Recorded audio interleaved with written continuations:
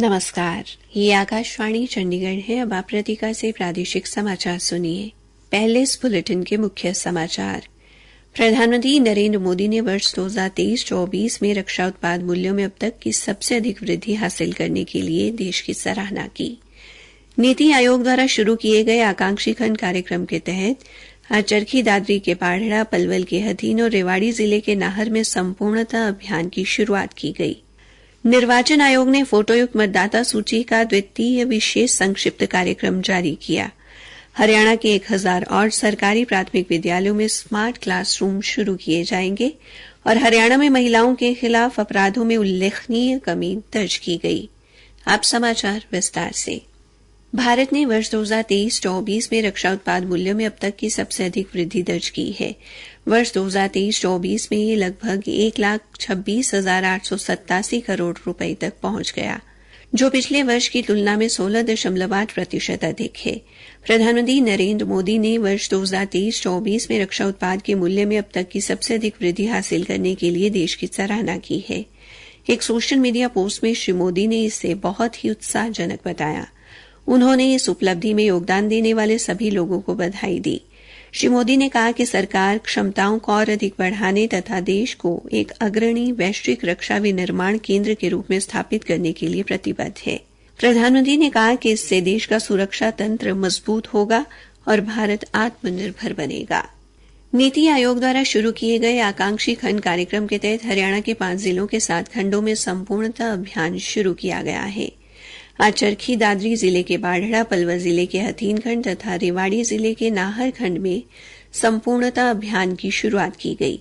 बाढ़ड़ा खंड के खंड विकास अधिकारी के कार्यालय में आयोजित कार्यक्रम में अधिकारियों, आंगनबाड़ी कार्यकर्ताओं, आम नागरिकों व स्वास्थ्य कर्मियों ने हिस्सा लिया और अभियान को सफल बनाने की शपथ ली।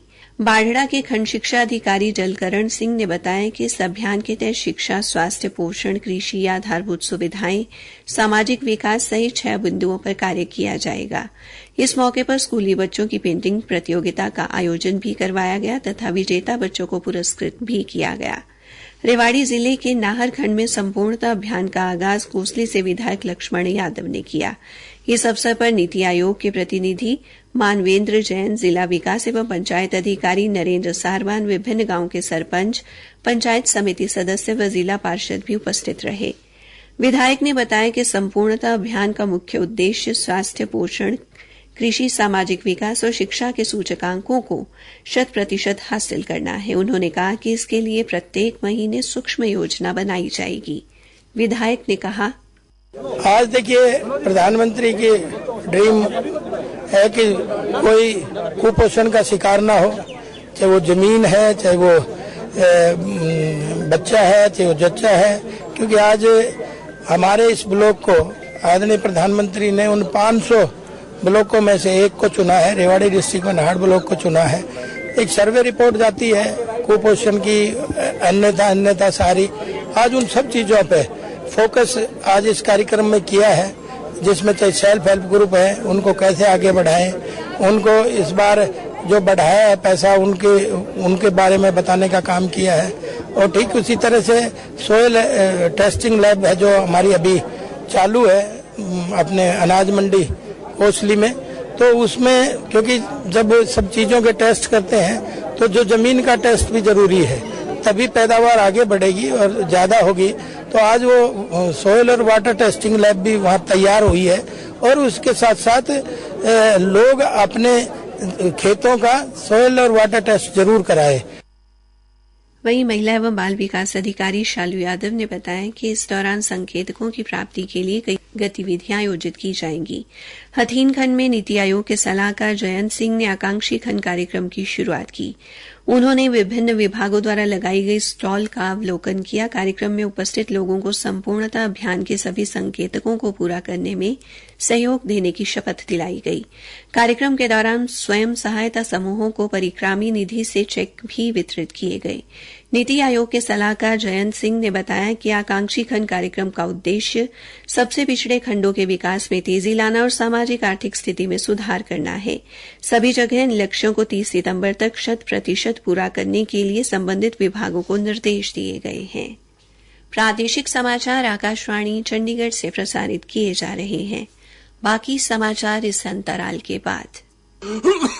और ताऊ ठीक से ले तने टीबी रोग में हुई नई शुरुआत के बारे में बताऊं। अच्छा वो कैसे है भाई? ताऊ तने याद होगा जन्म पाछे ही अपने छोटे बालका ने एक टिक्का लगा कर ऐसा टीबी से बचाव खातर ई वो बीसीजी टिक्का बड़े बूढ़े वयस्कों ने भी लगेगा। हरियाणा सरकार अभी इस टिक्के ने जिला अम्बाड़ा, भिवानी, हिसार, झज्जर, जींद, कैथल, मेवात, पंचकुला, रोहतक और सोनीपत में भी लगा रही है। इस बीसीजी टिक्के से घबराना नहीं, टीबी से खुद को बचाना है। तो आगे आओ, बीसीजी का टिक्का लगाओ, प्रदेश को टीबी मुक्त बनाओ। टीबी हारेगा देश जीतेगा। अधिक जानकारी के लिए डायल करें 1800-11-6666। राष्ट्रीय स्वास्थ्य मिशन, स्वास्थ्य विभाग हरियाणा द्वारा जनहित में जारी।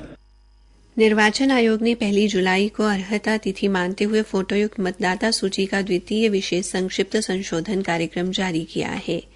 जींद के अतिरिक्त उपायुक्त डॉ हरीश वशिष्ठ ने बताया कि हरियाणा में फोटोयुक्त मतदाता सूची के सत्यापन का कार्य चल रहा है। कार्यक्रम के अनुसार 25 जून से बूथ लेवल अधिकारियों द्वारा घर घर जाकर मतदाता सूची का सत्यापन किया जा रहा है। उन्होंने बताया कि यह अभियान 24 जुलाई तक चलेगा व 25 जुलाई को मतदाता सूची के प्रारूप का प्रकाशन होगा। डॉ हरीश वशिष्ठ ने 18 वर्ष से अधिक आयु के नागरिकों को अपना वोट बनवाने का आह्वान किया। मैं सभी युवाओं से अनुरोध करता हूं कि जो युवा 18 साल से ज्यादा के हो गए हैं वो अपना मतदाता पत्र जरूर बनवाएं। इसके लिए फार्म 6 होता है, उस 6 फार्म पे अप्लाई करें और लोकतंत्र के पर्व में भागीदारी अपनी सुनिश्चित करें। आगामी विधानसभा चुनाव भी है, तो जो मतदाता अब अपना मतदाता पत्र बनवा पाएंगे वो सिलेक्शन में भी पार्टिसिपेट कर पाएंगे। सभी बीएलओज को निर्देश दिए गए हैं कि वो अपने एरिया में जाकर के मतदाताओं के बारे में विस्तृत जानकारी लें। अतिरिक्त उपायुक्त ने कहा कि वे इस अभियान के तहत बीएलओ को सही जानकारी उपलब्ध करवाकर सत्यापन का कार्य करवाएं। डॉ वशिष्ठ ने कहा कि जिसका नाम मतदाता सूची में शामिल नहीं है वो अपना फॉर्म भरकर संबंधित बीएलओ को दे सकते हैं ताकि उनका नाम भी मतदाता सूची में शामिल किया जा सके। उन्होंने कहा कि मतदाता स्वयं भी ये सुनिश्चित करें कि उनका नाम दोनों स्थानों पर तो अंकित नहीं है। 2 स्थानों पर मतदाता सूची पर नाम शामिल करवाना कानूनी अपराध है। वहीं ब्लॉक लेवल अधिकारी राजेंद्र सिंह ने बताया कि वे जुलाना उपमंडल में घर घर जाकर मतदाता सूची को सही करने का काम कर रहे हैं। उन्होंने कहा कि जनसाधारण में वोट बनवाने को लेकर काफी उत्साह है। हरियाणा में प्रौद्योगिकी के माध्यम से शिक्षा में क्रांतिकारी बदलाव लाने और बच्चों के सीखने का स्तर ऊंचा उठाने के लिए हरियाणा ने संपर्क कार्यक्रम के तहत शैक्षणिक वर्ष 2024-25 के दौरान 1000 और सरकारी प्राथमिक विद्यालयों में स्मार्ट क्लासरूम शुरू करने की घोषणा की है। मुख्य सचिव TVSN प्रसाद की अध्यक्षता में राज्य के सभी उपायुक्तों के साथ वीडियो कॉन्फ्रेंसिंग के माध्यम से हुई बैठक के दौरान ये जानकारी दी गई। इस समय हरियाणा में 6600 से अधिक प्राथमिक विद्यालय स्मार्ट कक्षाओं के माध्यम से शिक्षा दे रहे हैं। मुख्य सचिव ने सभी उपायुक्तों को अपने अपने जिलों में संपर्क कार्यक्रम के प्रभावी कार्यान्वयन की देखरेख करने के निर्देश दिए। स्कूल शिक्षा विभाग के अतिरिक्त मुख्य सचिव विनीत गर्ग ने कहा कि स्मार्ट कक्षाओं की शुरुआत से पहले ही प्राथमिक विद्यालयों में छात्रों के बीच सीखने के स्तर और सूक्ष्म दक्षताओं में 35 से 40% की वृद्धि हुई है। हरियाणा पुलिस द्वारा किए गए प्रयासों के परिणाम स्वरूप महिलाओं के खिलाफ अपराधों में उल्लेखनीय कमी आई है। यह उपलब्धि हरियाणा में कानून व्यवस्था की स्थिति में सुधार और महिलाओं के लिए तैयार किए गए एक मजबूत सुरक्षा नेटवर्क को दर्शाती है।